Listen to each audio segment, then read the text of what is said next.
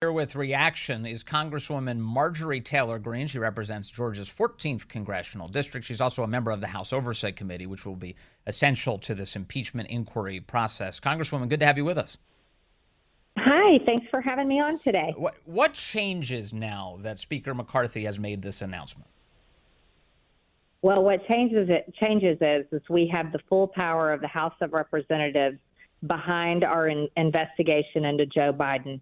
And this will bring so much more power behind our subpoenas.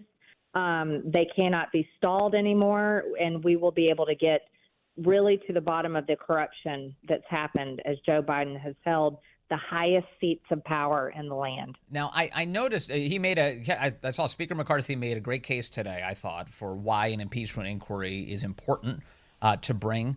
Talked about the extensive evidence against the Biden family. I have noticed, though, that many in the media are saying that there is no evidence, or sometimes they use the phrase direct evidence, implicating Joe Biden in Hunter Biden's business dealings. When you hear that, what do you think? It makes me laugh because there was never any evidence against President Trump, but yet the same media members ran around parroting all the talking points of the Democrats and basically acting like the campaign arm and policy arm and the political arm for the Democrat Party. No, the real truth is we have plenty of evidence that implicate Joe Biden. We have evidence that proves that Joe Biden has lied to the American people, and that's why this impeachment inquiry is so important, because we have a lot more evidence to produce. And more importantly, this investigation, this inquiry is not only into Joe Biden as president of the United States, as former vice president, and maybe even former senator. This investigation is to uncover all of the unelected bureaucrats that get paid with taxpayer-funded paychecks that have covered up Joe Biden's crimes, propelling him to the highest seat of power in our country. And I believe the American people deserve that list of names. An example of what you're talking about is the revelation recently, I think revealed by your committee, that the Secret Service was prepared to share information with House Republicans about the extent to which they interfered in the investigation into Hunter Biden, may have tipped him and his legal representatives off to any investigative activities, and that the Department of Homeland Security intercepted it and stopped it from getting to Congress. Is that what you're talking about? Absolutely. And there's many more than that. Look at the 51 intelligence community members that signed their name to a lie saying that the Hunter Biden laptop wasn't even real and that it was nothing but Russian disinformation. That's a list of 51 people right there we should be investigating. We also have David Weiss, who is the counsel for the special counsel investigating Hunter Biden. But yet David Weiss was the one that orchestrated the sweetheart deal that was going to get Hunter Biden off and protect him and prevent him from being charged with very serious crimes that he's guilty of. And the IRS whistleblowers gave us all of that information. There is a list of people on and on and on that have covered up Joe Biden's crimes. And these are the people that we also need to be investigating and talking to as we investigate Joe Biden. Let me go back to what we started with, which is what changes here. You mentioned that the House now will have additional powers to be able to break through any sort of legal speed bumps that the administration may try and throw in your way. I noticed that Speaker McCarthy didn't do this by way of a floor vote. He announced that we see basically a super committee come together in the form of an impeachment inquiry. Would a floor vote add any extra heft to this? No, that's a really interesting thing about it, and that was one of my questions as well. You see, Nancy Pelosi herself set the precedent that the Speaker of the House does not have to hold a floor vote to launch an impeachment inquiry. The Speaker of the House only has to announce and organize the impeachment inquiry. That is what Kevin McCarthy did, and the Democrats and the White House and Joe Biden can thank Nancy Pelosi for making it all possible. I noticed also today that Congressman Matt Gaetz down in Florida, I believe he does want to vote on an impeachment inquiry, but one of the things he says that he's concerned about with Speaker McCarthy is that September 30th is a deadline on a bunch of these clean spending bills that Speaker McCarthy had pledged to pass. So essentially 12 individual clean spending bills being passed by September 30th. Congressman Gates says it's not even possible for this to be done in time. Are you concerned about that, the spending bills?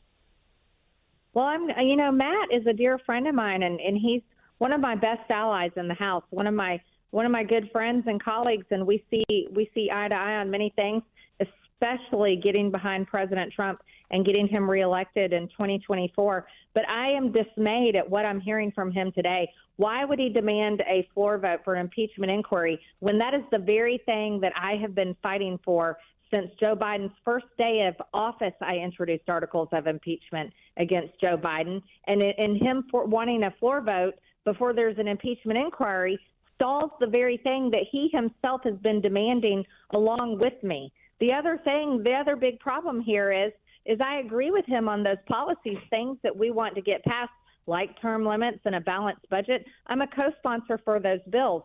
But my question to Matt is, how in the world do we accomplish those conservative Republican agenda items when he vacates the chair of our Republican speaker by working with Democrats to get that done? I want to see the plan laid out where he intends to elect a speaker that can accomplish these things after we've only held the majority for just over 8 months. None of this makes sense to me. We have to proceed forward with the impeachment inquiry that Kevin McCarthy announced today, and thank God he announced it. And we have to work hard for the rest of the month, no matter how long it takes, trying to get our appropriation bills passed and making sure that there's no funding for Ukraine, no funding for COVID insanity, masks and vaccines, no funding for Jack Smith's special counsel and a weaponized government, and prioritizing our border and our security for our country. Those are the things that matter, and those are the things we need to be working on, not trying to vacate the chair and go in 15 rounds for a speaker's race again that would stall every single ounce of that and stop the very impeachment inquiry that I have been demanding and that America wants to see happen.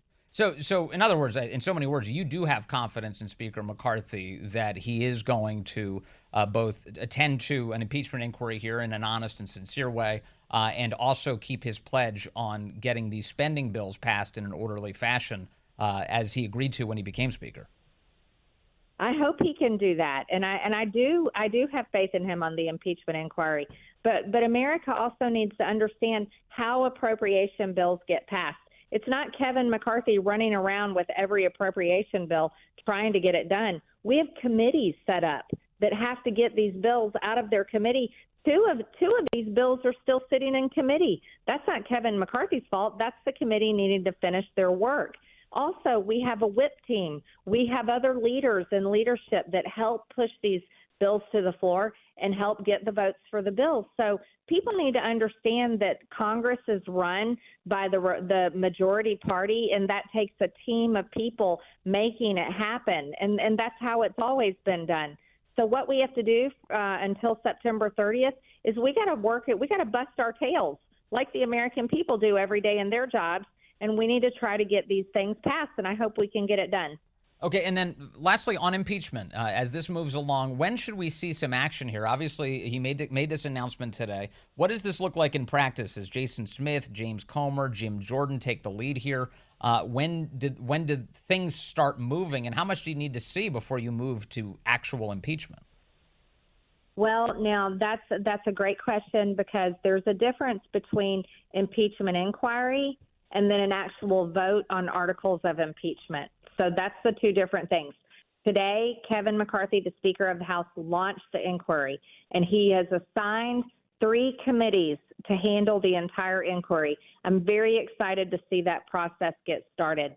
But I want everyone to understand this is not going to be a fast process, because there's 2 things that need to happen. We don't need to rush to impeach Joe Biden. We already know that he's guilty. We also need to investigate much further deep into the FBI, the Department of Justice, the CIA, or any federal agency to uncover any unelected bureaucrat that has participated, has been involved in the giant conspiracy and cover-up of Joe Biden's crimes. I think the American people definitely want to know their names. I want to know their names because when we take back the White House in 2024, I want to hold those people accountable. I want them to not only be fired, but I want them to be prosecuted by our Department of Justice if their actions reach that level of need to prosecute. Congresswoman Marjorie Taylor Greene joining us today with live reaction to Speaker McCarthy's announcement that there will be now an impeachment inquiry officially into President Joe Biden. Thank you very much, Congresswoman. Good to have you today.